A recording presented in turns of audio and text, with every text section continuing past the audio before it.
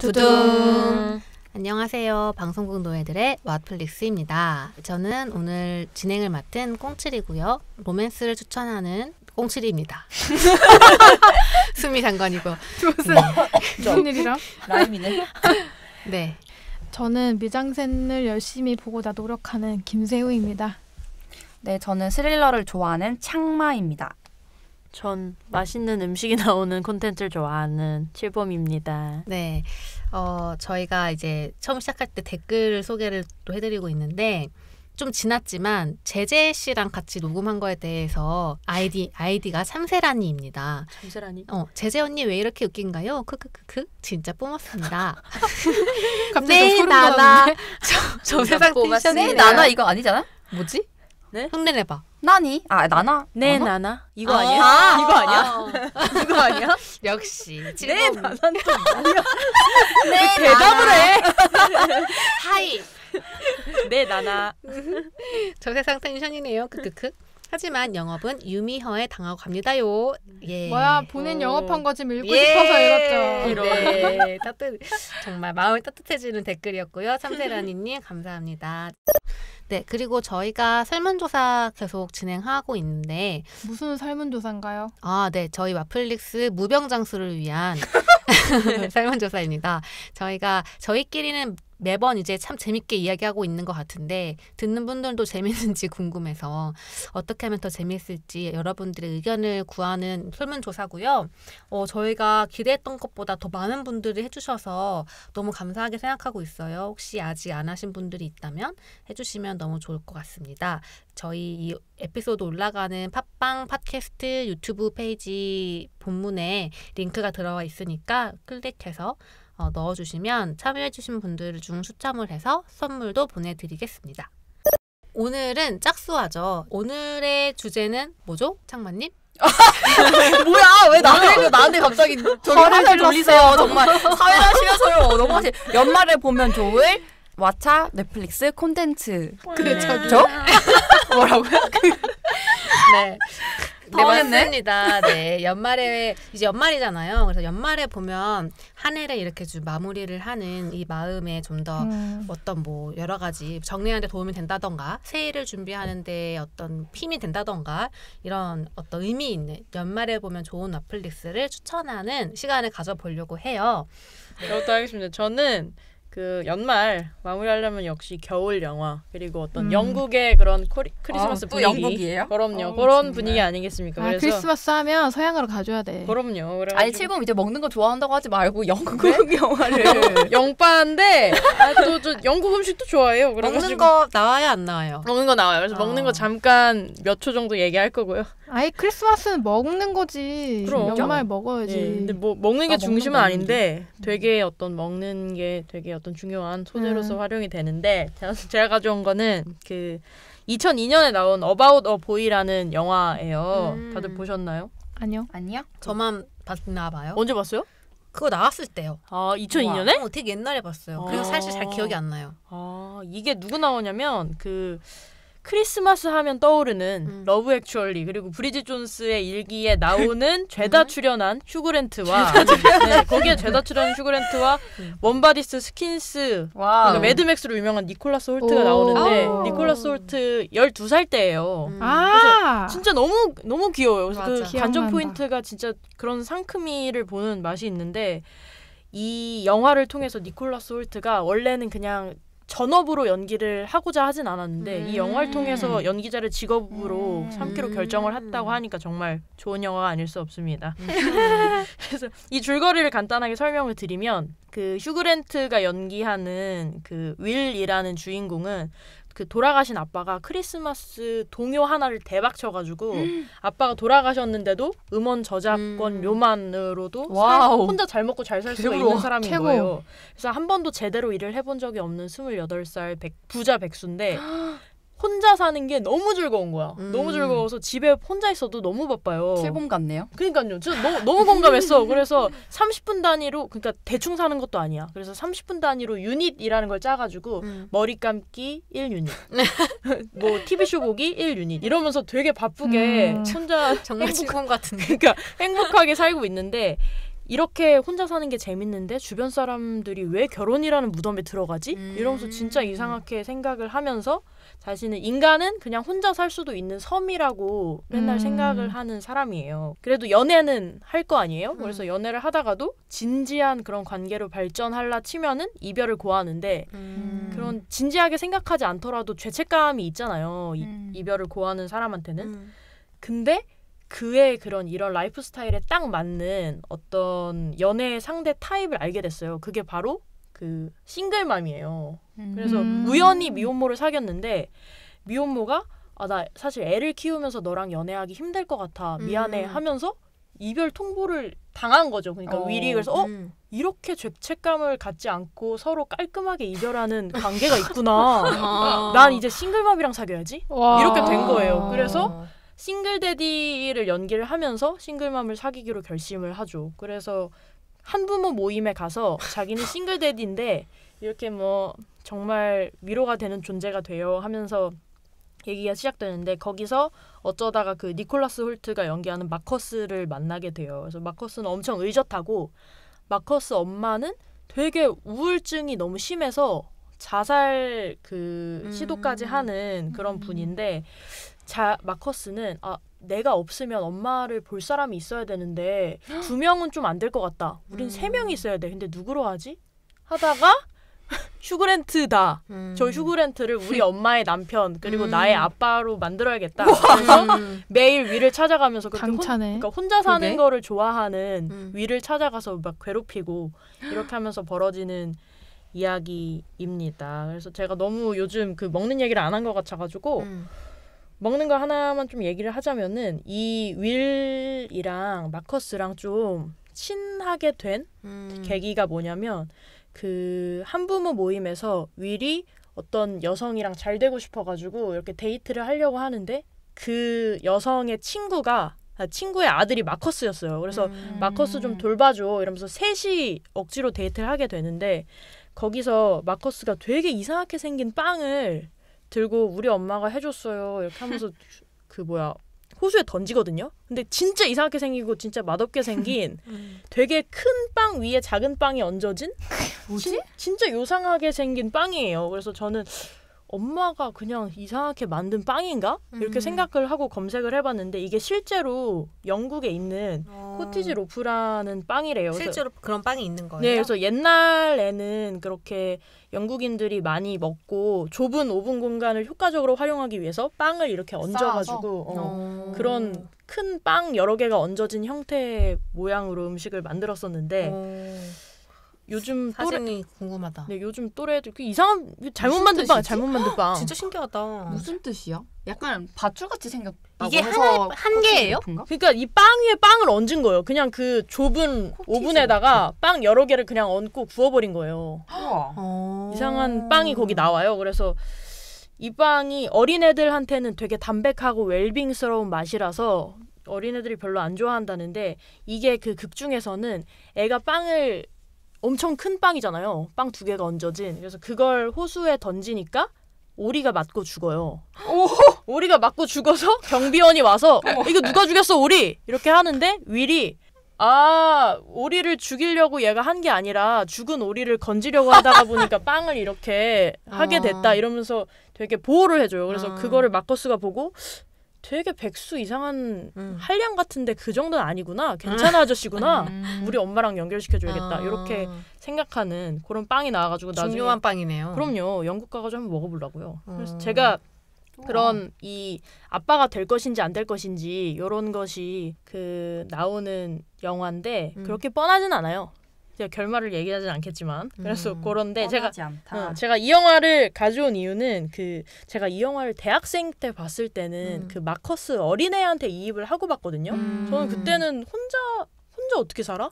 그냥 이렇게 부대 끼고 살아야지 이런 식으로 생각을 했었는데 지금은 윌에 이입하면서 보게 되는 거예요. 그러니까 밖에서는 왁자지껄하게 이렇게 떠들어도 결혼하지 않아도 괜찮을까? 그러니까 나 맨날 그런 거만 보고 그러니까 집에서는 몇 시간이라도 혼자 이렇게 있어야 되고 혼술 혼밥하는 게 너무 좋고 그 윌이랑 똑같아요. 그래서 나는 머리 감는 건 재밌어 이러면서 막 TV 보고 요러는 그런 느낌이 드는데 그래서 그렇게 살다 보니까 자취도 제가 오래 하고 그래서 이렇게 나만의 공간에서 내 마음대로 혼자 살면 너무 좋겠다라는 생각이 계속 들면서 그 윌에 이입을 하면서 봤었는데 사실 진지하게 생각을 해보면은 지금은 내가 사랑하는 사람이 있고 나를 사랑해주는 사람이 있기 때문에 그냥 혼자 어떤 그 공간에 있어도 나는 외롭지 않고 혼자 너무 즐겁잖아요. 왜냐면 나한테 안부를 물어주는 사람이 있으니까 곁에 없어도.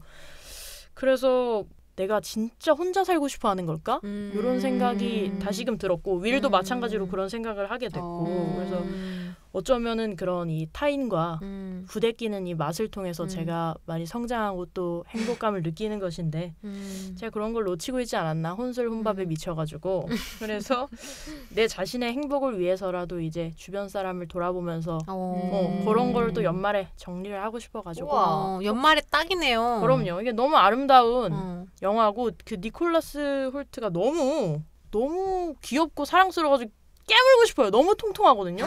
그래가지고 그런 거 보는 맛, 따뜻한 맛이 있어가지고 가져왔습니다. 좋아요. 약간 뻔하진 않다 했잖아요. 네. 그건 어떤 스포가 되나? 말하면?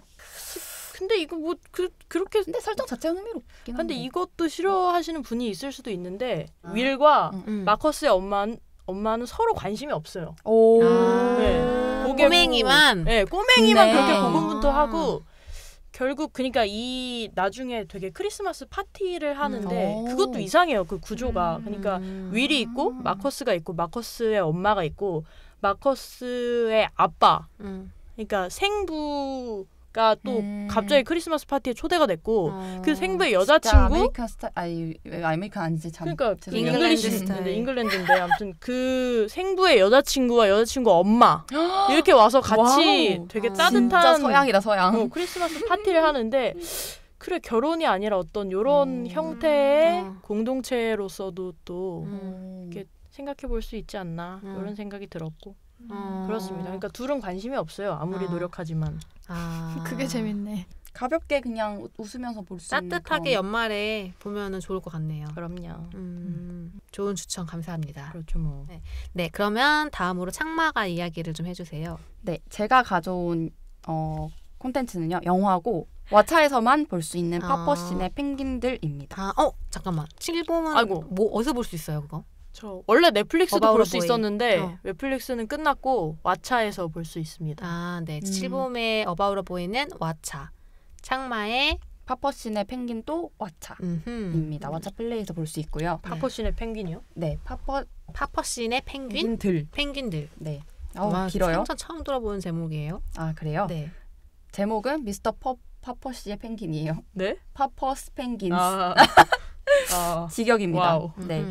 이 영화는 짐 캐리 주연인 가족 영화고요. 미국의 뉴욕을 배경으로 하고 있는 아주 연말에 잘 어울리는 겨울 배경의 영화예요. 뭐야 이거 진짜 펭귄 나오는 거예요? 들어보세요. 제가 이런 가족 영화를 그렇게 크게 좋아하진 않는데 연말엔 아무래도 이런 좀 가족 따뜻한 영화가 좀 잘 어울리잖아요. 그리고 저희가 지난번에 동백꽃 얘기를 했는데 약간 한국의 그 전형적인 가족 영화와는 좀 다르잖아요. 해외는 좀 다루는 게.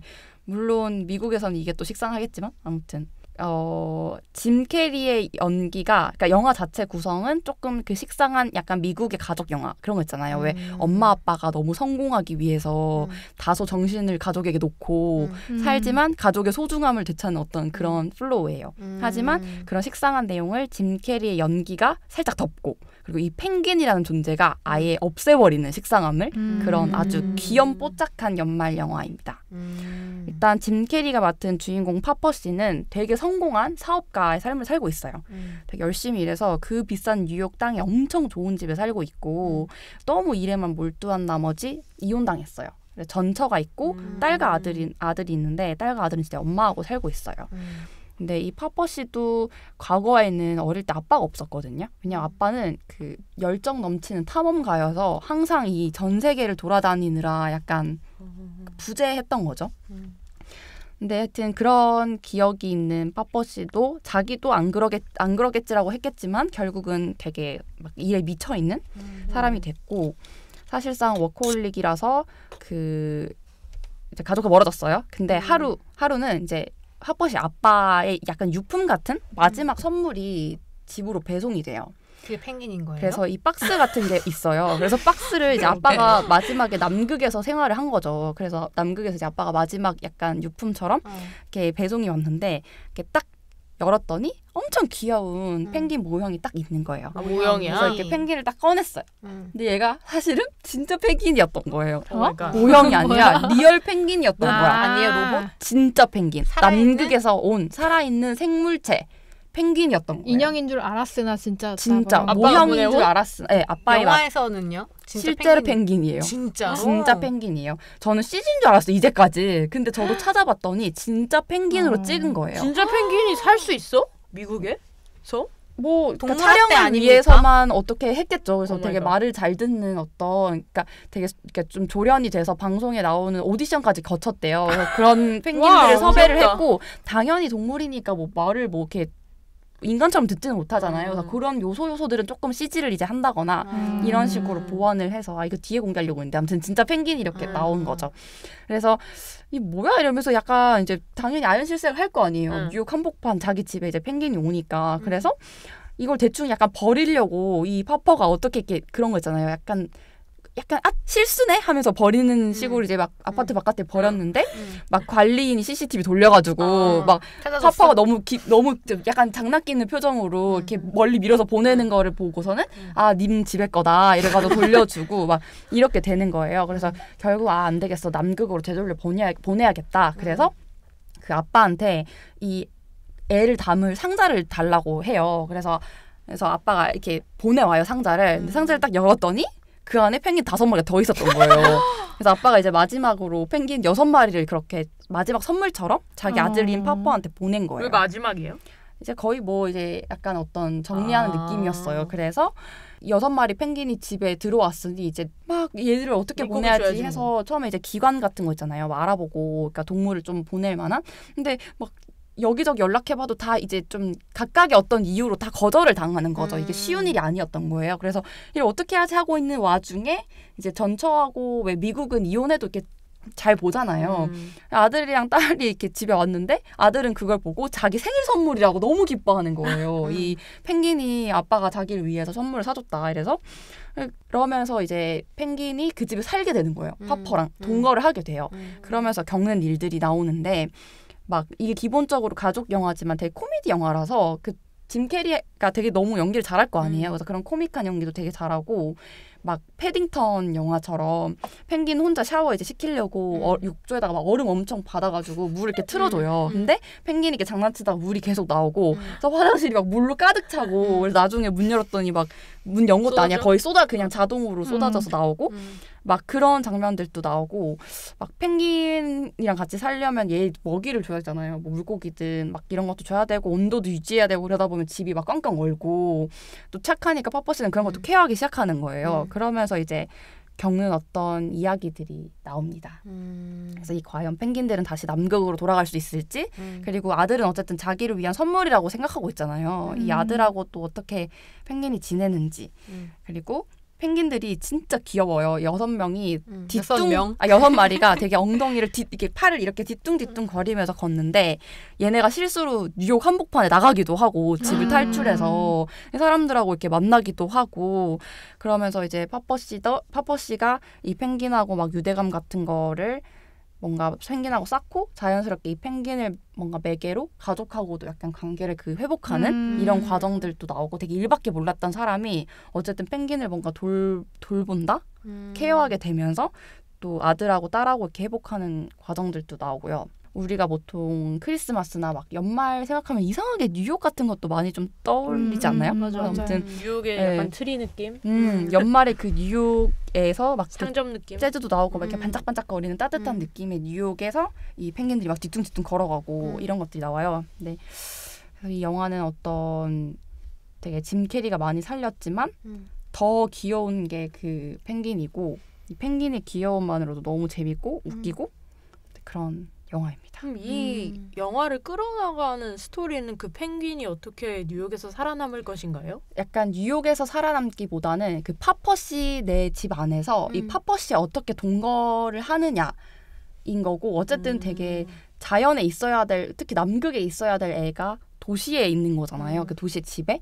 파퍼 씨가 얘들 어쨌든 케어하기 위한 것도 있고 당연히 그 스토리가 가족하고의 관계를 회복하면서 이 펭귄과 아들과 딸과 이 파퍼 그리고 전처까지 어떻게 또 이벤트들이 있죠. 같이 춤을 막 그런 것도 있고 되게 그러니까 짜잘한 에피소드가 있긴 있는 거예요. 그런 것들이 되게 재밌고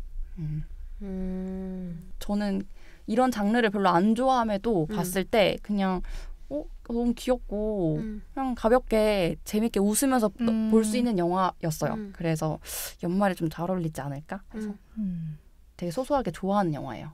약간 잔잔하게 감동 주는 스타일일 것 같아. 네, 아니요? 근데 감동보다는 전 더 잔잔하게 웃겼어요. 웃음을 주는 아. 그래 짐 캐리 웃겼어요. 나오는데 약간 코미디예요. 딱 그 짐 캐리가 자주 나오는 가족 코미디 느낌인 것 같은데. 근데 짐 캐리 감동 주는 영화 되게 맞아. 많이 해가지고 그렇기도 하죠.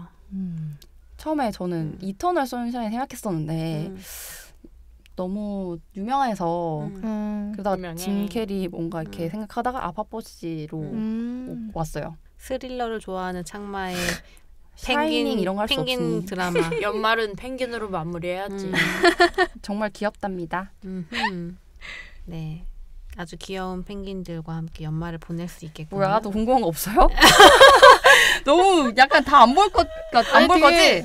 잔잔하고 그냥 잔잔한 웃음이 있을 것 같은. 아, 근데 진짜 우와. 귀여워요. 귀요미 정말 귀여워. 지금 여기 저는 런던이고 여긴 뉴욕이고 네. 저요? 세우는 어디예요? 저는 멕시코입니다. 와우. 어머. 그럼 자연스럽게 자연스럽게 저로 세우로 이제 가보겠습니다.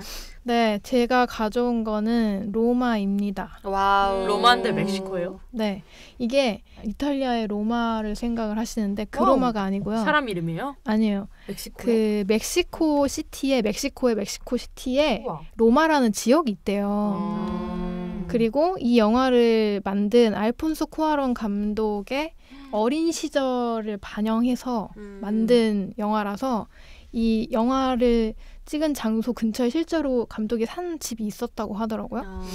그래서 그 로마입니다. 네, 그런 것이고요. 저가 이거 2018년에 개봉을 했어요. 2018년 연말쯤 개봉해서 저 연말쯤에 이제 극장에서 봤거든요. 이게 원래 넷플릭스 오리지널이에요. 맞아. 그래서 이 영화가 런칭을 했을 때 극장 개봉에 대한 논란이나 아카데미 상을 주냐 마냐에 대한 논란이 되게 좀 많았었거든요. 하지만 결국 상을 휩쓸었죠. 그래서 되게 관심 있게 봤는데 결과적으로 저는 굉장히 마음에 들었고 정말 연말과 너무나 잘 어울리는 영화라고 생각이 들어서 이 영화를 보고 내년에 또 봐야지라고 생각을 했었고 실제로 이걸 이제 영업하기 위해서 또 보고 왔어요. 그래서 영업을 하려면은 또 뭔가 영화 하나를 다 본다기보다는 조금 넘겨가면서 약간 스토리도 다시 좀 복귀하고 이러는데 어느 순간 또 제가 멍하니 보고 있는 거예요, 그 영화를. 그래서 어제 좀 늦게 잤어요. 그래서 아까 그- 소파에 주무시고 계셨고. 그랬구나. 아무튼 그래서 이 연말 하면은 다들 좀 올해 나 어떻게 살았나 좀 더 되돌아보고 맞아. 좀 지치는 사람들도 있을 거고 연말 되면은 이제 그런 사람들에게 좀 다시 좀 긍정적이고 또는 이타적인 감정을 좀 다잡게 해주는 그런 느낌 또는 한 해 동안 잘 살아온 나에게도 위로를 줄 수 있는 그런 감정을 느낄 수 있는 영화라고 생각을 합니다.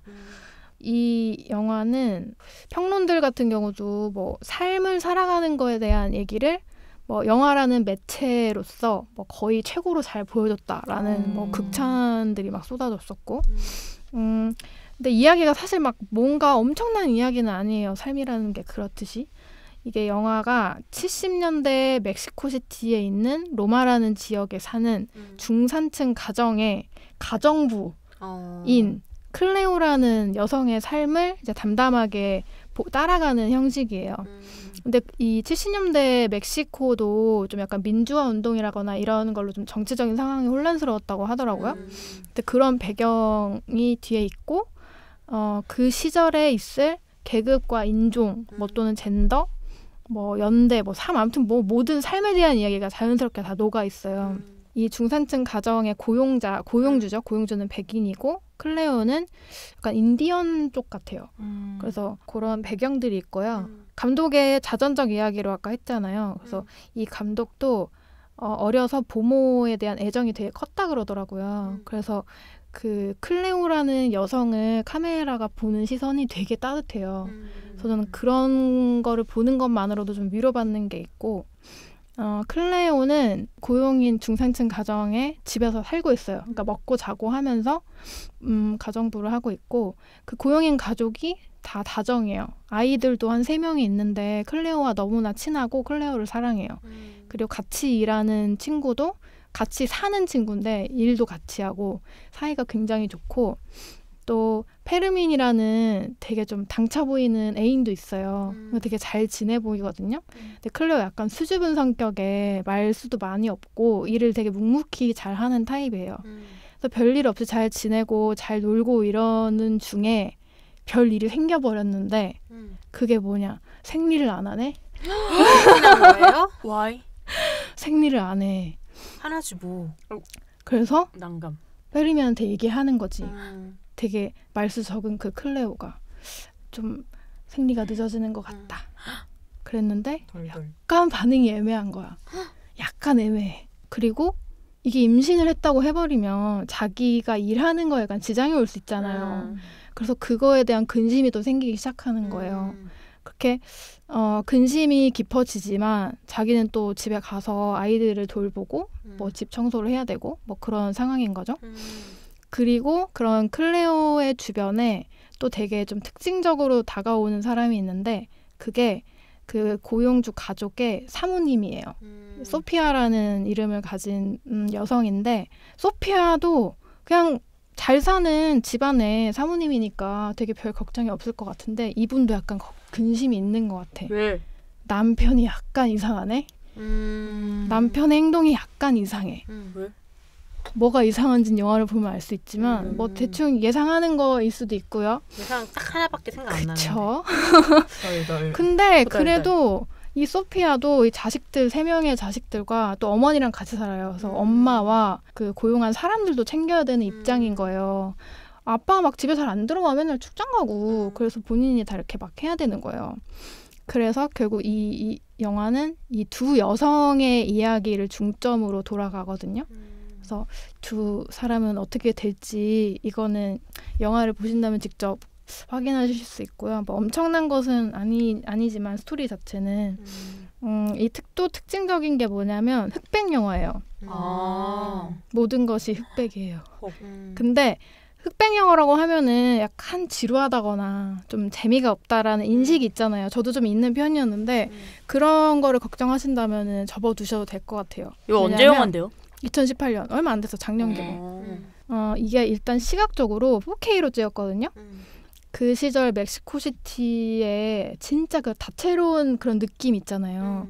그게 색을 빼고 그냥 그 흑백 명도로만 이루어진 채로 그 와이드한 그걸 쫙 뿌려져 있다고 생각을 하시면 되는데 저는 거기서 되게 눈뽕 맞았다고 하는 그런 느낌을 받았는데 약간 상상이 안 된다. 그렇죠. 그러니까 저는 되게 멕시코가 굉장히 아름다운 나라다라는 거를 영화를 보면서 느꼈는데 이게 되게 작고 되게 오밀조밀하게 막 모여있는 집 동네부터 아니면 도심에 엄청 큰 건물 막 으리으리한 건물도 있고 또는 그 시골 같은데 이제 광활한 자연 막 숲으로 막 울거진 뭐 그런 것들이 다 명도 차이로만 화면에서 보이니까 그게 너무 벅차고 아름다운 거예요.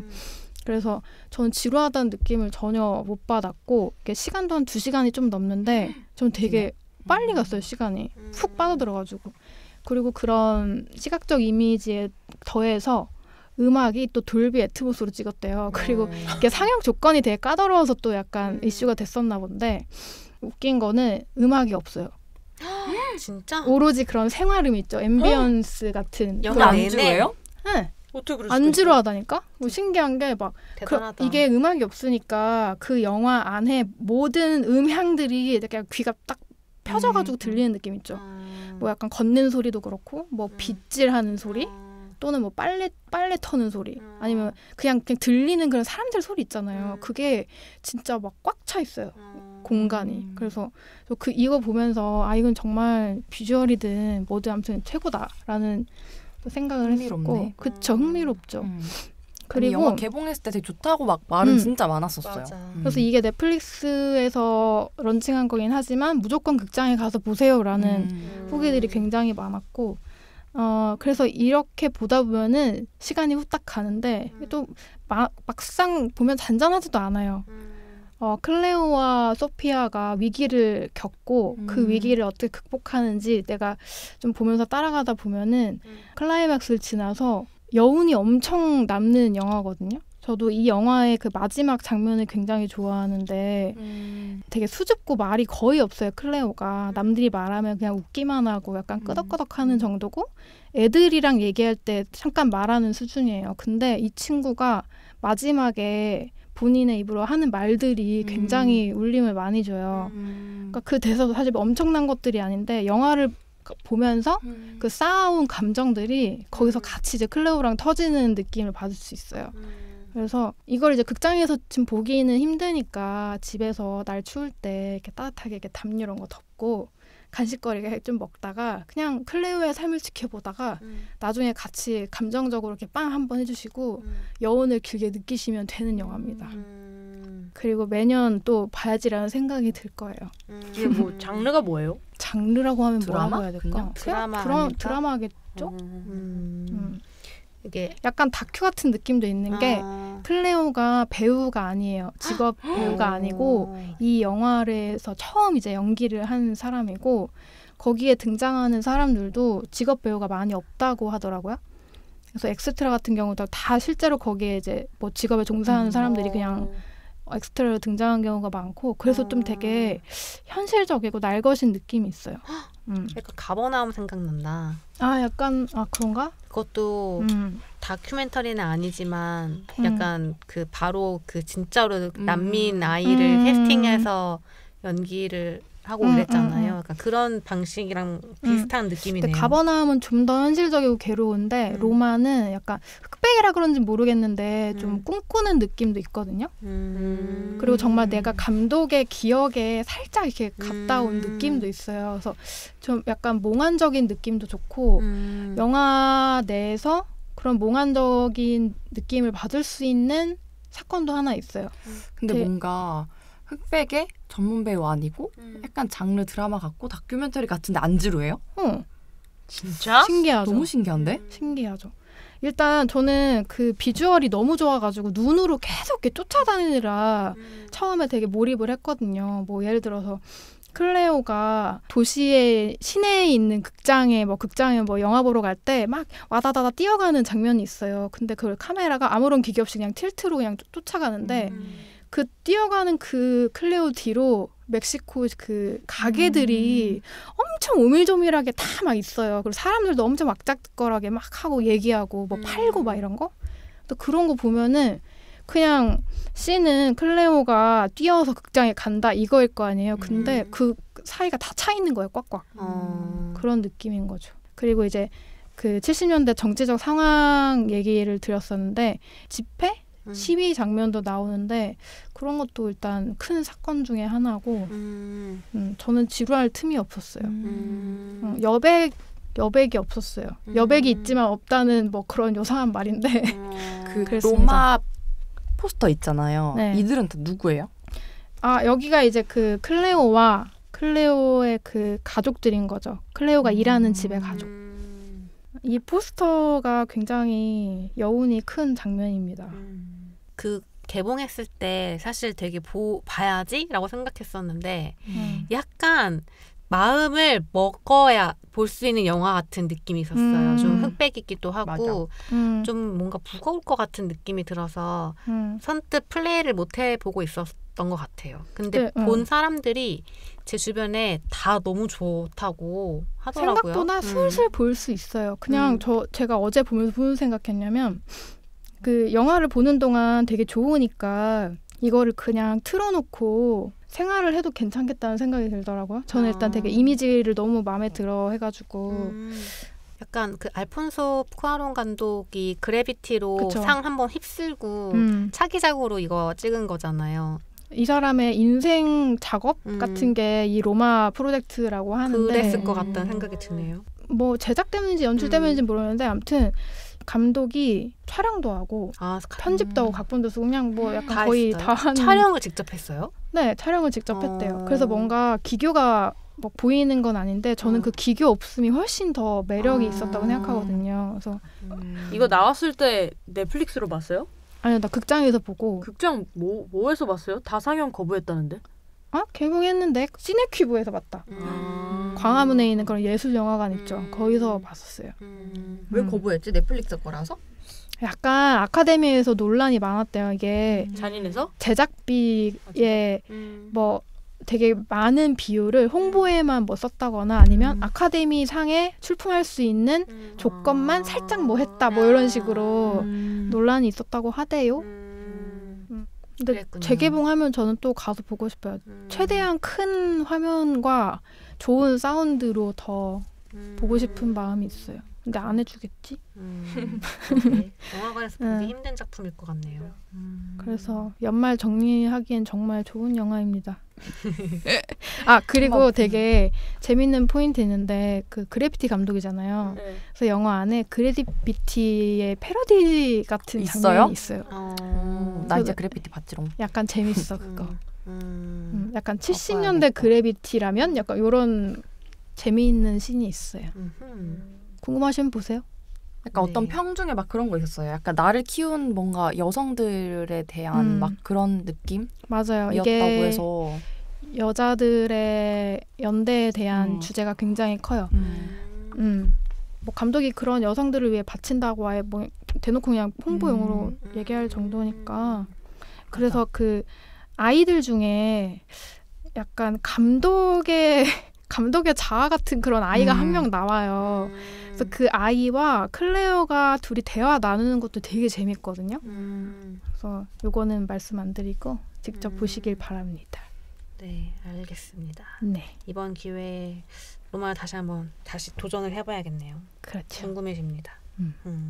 그러면 이제 저만 하면 되는데, 네, 제가 준비를 한 영화는 아메리칸 허니 방황하는 별의 노래라는 영화예요. 사실 그 좀 더 연말이니까 원래는 눈도 막 오고 좀 되게 캐롤도 나오고 이런 영화를 생각을 처음엔 했었어요. 근데 네, 어제 그 생각했던 영화를 보려고 막 하고 있는 참에 좀 슬픈 뉴스가 떠가지고 보고 뭔가 근데 진짜 생각해보면 그렇잖아요. 뭔가 연말이라고 해서 모두 다 되게 행복하고 사랑하는 사람이 옆에 있고 그런 것만은 또 아니겠다는 생각이 문득 들더라고요. 그래서 어떤 연말에 이런 영화도 하나쯤은 필요하지 않나라는 생각으로 골라본 거예요. 뭐냐면 이 영화는 보면 어떤 느낌이 드냐면 응원하고 싶어지는 영화예요. 나 자신도 그렇고 그리고 이 세상에 살고 있는 외로운 존재들한테 멀리서나마 좀 응원을 하고 싶은 그런 기도를 마음속으로 이렇게 하게 되는 그런 영화입니다. 이 영화는 2016년도에 나와서 뭐 그렇게 오래된 영화는 아니에요. 보면은 뭐 연출이나 뭐 카메라나 이런 것들도 다 되게 세련된 영화이고요. 아드리아 아놀드라는 감독이 이제 연출하고 각본도 썼어요. 이 사람이 누구냐면 제가 그 빅 리틀 라이즈 영업을 했었잖아요.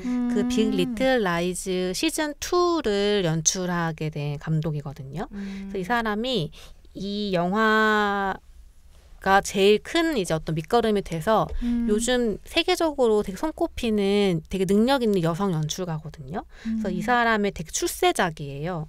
그리고 이건 이제 기본적으로 로드무비예요. 그래서 아메리칸 허니가 이제 그 미국에 있는 이제 정확히는 남부에 살고 있는 여성을 지칭하는 어떤 말로 등장을 해요. 근데 더 이제 그 크게는 이 영화에 등장하는 로드무비를 하고 있는 청소년들, 이 청소년들을 이제 아메리칸 허니라고 이제 통칭을 하고 있는데 부제가 방황하는 별의 노래거든요.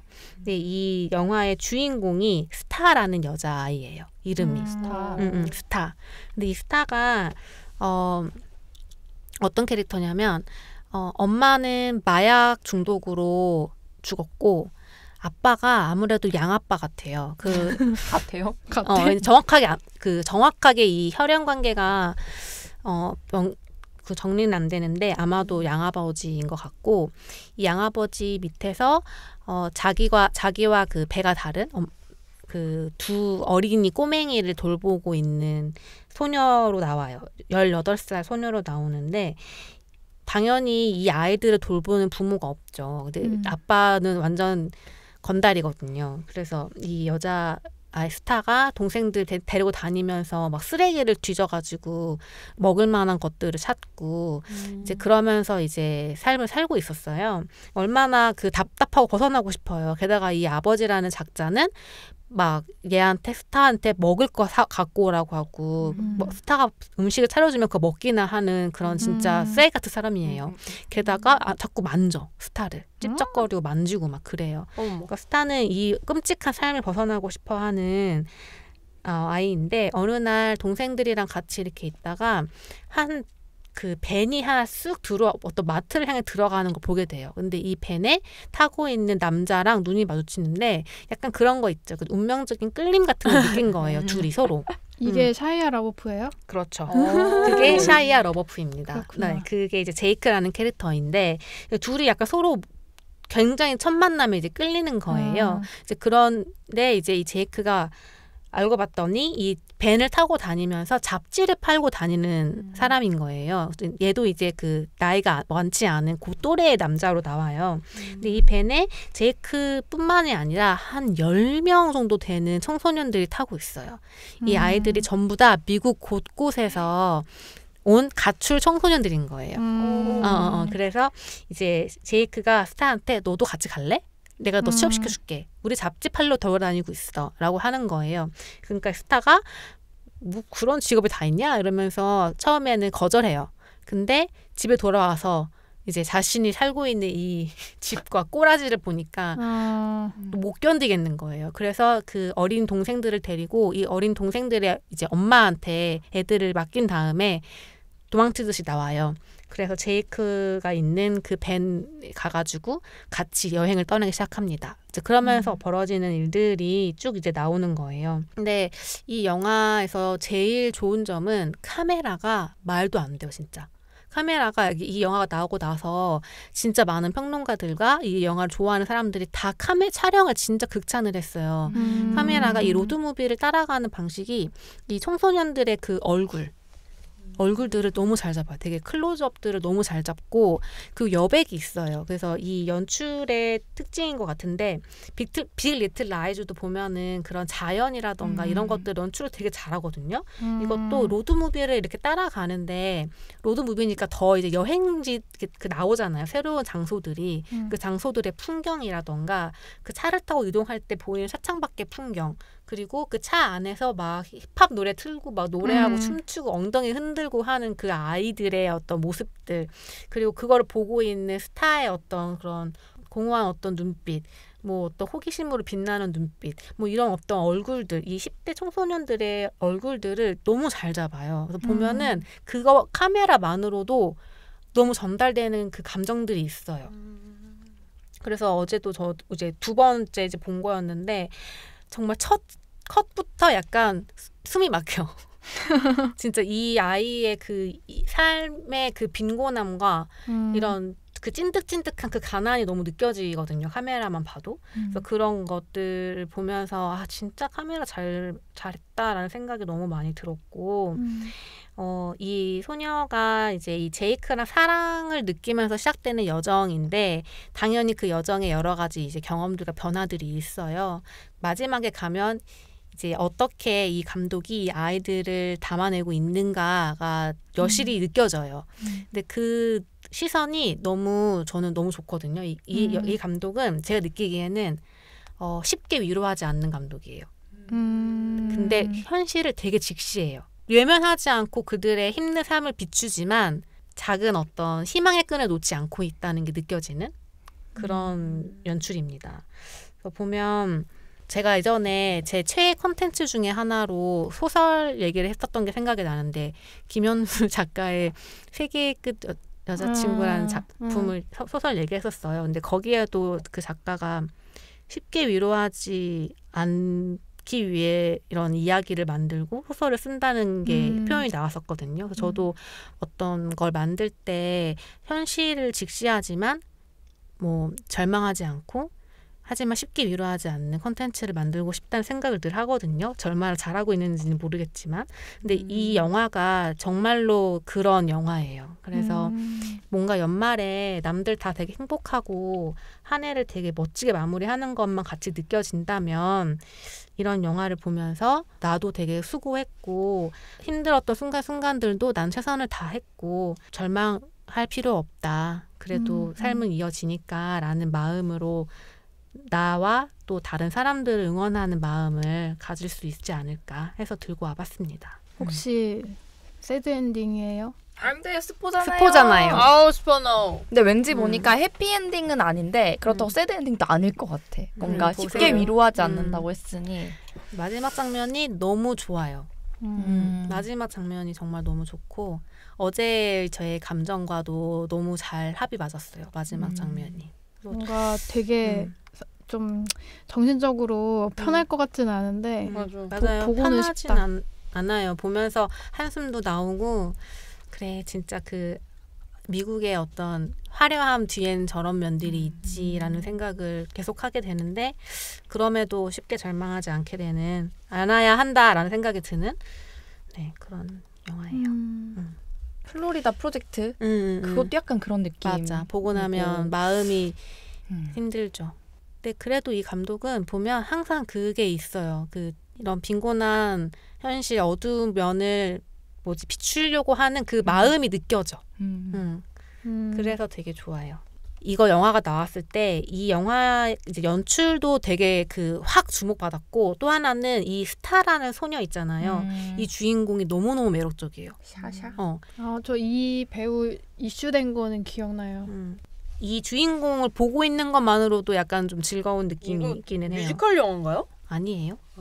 로드무비라는 로드무비고 되게 최고의 로드무비 중에 하나로 많이들 꼽더라고요. 이제 사람들이. 뭔가 춤을 추는 장면이 많아요? 춤 되게 많이 춰요. 스틸컷들이 그 여자 주인공이 계속 춤을 뭔가 추는 듯한 노래인데 노래도 부르고 노래도 이런 거 아니야? 하고 이 아이들이 그 생각해보면 우리도 그랬던 것 같은데 10대 때 놀거리가 뭐 별로 없잖아요. 특히나 이렇게 뭐 차 타고 다니는 아이들이 어떤 놀거리가 있겠어요. 차 안에서 노래 부르고 춤추는 거밖에 없죠. 그리고 일하고 돌아와서도 밤에도 그냥 막 불 같은 거 막 피워놓고 주변에서 막 춤추고 놀기도 하고 막 그런 장면들이 나오고. 와, 그 인디포스트에서 글 보는데 최종 캐스팅된 15명 배우 중 11명의 배우를 길거리에서 캐스팅했대요. 그래서 이 샤샤 레인도 플로리다 해변으로 휴가를 즐기러 온 그 샤샤 레인을 감독의 눈에 띄어서 캐스팅했대요. 근데 이런 거 너무 대단하지 않아? 이미지의 모든 것을 거는 감독의 대쪽 같은. 그러게 연기 경험이 없는. 근데 심지어 연기도 되게 잘해요. 진짜? 저는 지금 촬영이 좋다고 해가지고 촬영 감독의 필모를 보고 있는데 제가 아는 영화 되게 많네요. 일단 어떤 거 있어요? 켄 로치의 영화를 많이 하셨네. 되게 좀 나 다니엘 블레이크랑 나 다니엘 블레이크 맞다. 이번에는 더 페이버릿도 있고 곧 제가 기대하고 있는 결혼 이야기라는 그 왜 스칼렛 요한슨이랑 아담 드라이브 나오는 거 그것도 아주 이것도 있네. 뭔가 관심이 많이 가는군요. 연말에 뭔가 혼자 혹은 오붓하게 둘이 이렇게 조용하게 보면 좋은 그런 영화라고 생각해요. 꼭 둘이서 봐야 하나요? 그러니까 여러 명이 왁자지 걸 보기에는 안 어울릴 수도 있다라는 뜻이었어요. 그래서 뭔가 혼자거나 둘 정도 오붓하게 그냥 조용하게 볼 수 있는 둘 이하 그렇죠. 약간 소형 식당 같은 느낌으로. 이번 주에 이걸 한번 시도해보겠습니다. 오늘 되게 다양한 영화 나온 것 같아요. 그러게. 다양한 그러게요. 되게 재질이 다양하다. 재질 및 인싸 영화 재질. 네 오늘 연말 영화 재질. 다른 재질. 연말에 보기 좋은 영화 뭐 코미디부터 가족 코미디, 뭐 동물 나오는 코미디 그리고 그런 뭐라고 해야지 약간 흑백의 어떤 여성의 어. 어떤 이야기. 뭐야? 흑백의 정리가 안 여성의 이야기. 되는구만. 아니 뭐 어. 한마디로 표현하기 어려우니까요. 늘. 그러게요. 그러게요. 뭔가 로드 무비도 있고 감독의 과거가 회상이 되는 그런 흑백 드라마 같은 것도 있고 계속 길어져 내 것만. 네, 다양한 색깔의 다양한 재질의 영화들을 추천해드렸으니까 한 주에 하나씩 보시면 될 것 같습니다. 네, 12월 첫째 주부터 그러네요. 네, 하나씩 이렇게 보시고 여러분들의 연말 영화는 어떤 것이 있는지 또 추천해 맞아. 주시면 맞아. 저희도 보도록 하겠습니다. 이제 저희는 또 다음에 재밌는 걸 준비해서 오도록 할게요. 하나, 둘, 셋. 두둥.